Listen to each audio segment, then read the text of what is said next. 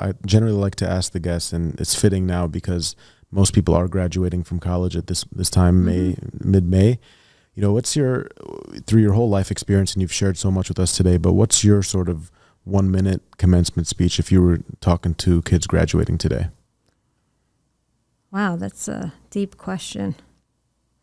I would say that what you are about to embark on is not how your life will be defined, and that the number one thing you should focus on from this point forward is self-reflection and being comfortable with who you are and where you want to go, because that is going to be the key to your success in overcoming the inevitable adversity that will come your way at some point or another. That is powerful. I love that. Thank you for sharing that. And do you think that the generation graduating today, are they more equipped for success with things like AI coming out and social? Is it going to be tougher?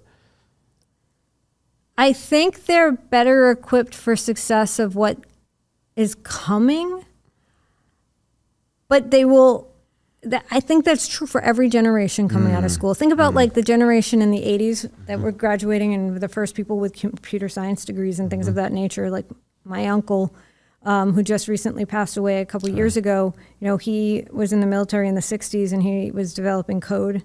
And so he was well ahead of his time and was built for success. Your success is contingent on your ability to persevere and your mental toughness more than anything else. You know, you'll always have some sort of advantage in terms of where we're going as a society and culturally and technologically than previous generations, but that doesn't mean that you'll be successful. You have to understand that you can still learn from the people who came before you, and that, again, it all really comes down to your own